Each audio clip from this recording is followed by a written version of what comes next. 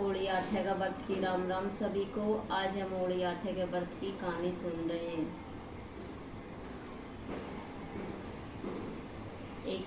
एक साहूकार था, उसके 7 बेटा 7 बहू और एक बेटी थी।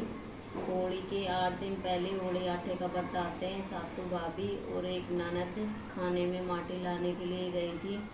सातों भाभियों ने माटी खोदी और तब ननद खोदने लगी तो ननद के हाथ से साहू माता के बच्चे कट गया और मर गया। तब साहू माता गुस्से हो गई। साहू माता ने बोला कि मैं आपकी कूख बांधूंगी। तब ननद अपनी सातों भाभियों से बोली कि मेरी जगह आपकी कूख बंधवा लो। 6 भाभियों ने मना कर दिया। छोटी भाभी ने सोचा कि अगर मैं मेरी कूख नहीं बंधवाऊंगी तो सासू माँ गुस्से हो जाएगी। तब छोटी भाभी अपनी कूख बंधवा ली और ननद अपने ससुराल चले गई। छोटी भाभी के बच्चे हुए तभी 7 दिन बाद में मर जाएं। जो भी 7 बेटे हुए और 7 दिन बाद में मर जाएं। तब छोटी भाभी एक पंडित को बुला के पूछा कि मेरे बेटे बच्चे होते हैं और 7 दिन बाद में मर जाते हैं। तब पंडित जी बोला कि आप सुरीली गाय की सेवा करो। स्याऊ माता आपकी कूख बांध रखी है तो सुरीली गाय की भाईली है। स्याऊ माता सुरीली गाय छुटवा देगी। तो बहू सुबह जल्दी उठ के सुरीली गाय की सेवा करने लगी। तब सुरीली गाय सोची कि आज मैं देखती हूँ मेरी सेवा कौन करता है। तब सुरीली गाय ने देखा कि राजा के बेटे की बहू मेरी सेवा करता है। सुरीली गाय बोली कि आपकी सेवा से मैं प्रसन्न हूँ, कहो आप क्या मांगना चाहती हो। तब साहूकार के बेटे की बहू बोली स्याऊ आपकी भाईली स्याऊ माता है, मेरी कूख बांध रखी है, मेरी कूख खुलवा दो।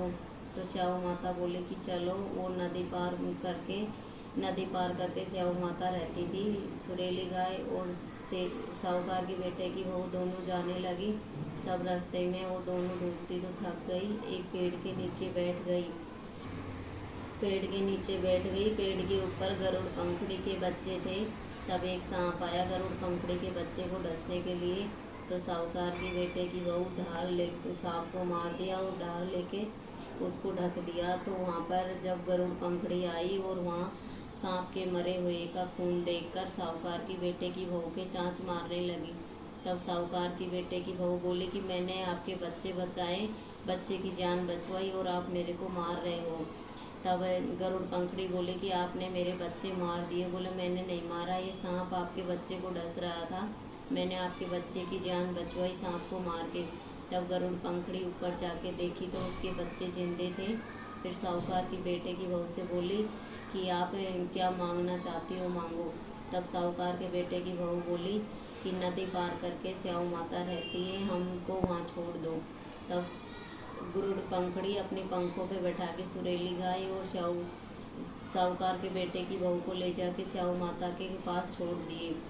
वहाँ जाके देखी तो स्याऊ माता को गर्म पानी करके साहूकार के बेटे की बहू नहलाई, उसके कपड़े धोई, उसकी सेवा की। स्याऊ माता के सिर में जूं पड़ रही थी। साहूकार के बेटे की बहू जूं देखी तब स्याऊ माता बोली कि मैं तेरी सेवा से खुश हूँ, क्या मांगना चाहती है।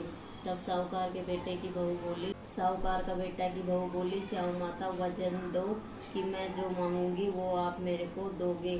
तब स्याऊ माता बोले कि हाँ मैं वचन देती हूँ, आप मांगोगे वो मैं दूंगी। तब साहूकार के बेटे की बहू बोली कि मेरे बेटे होते हैं और मर जाते हैं, 7 बहू और 7 बेटे कहाँ से आएंगे। तो बोला कैसे। बोले स्याऊ माता मेरी कूख बांध रखी है।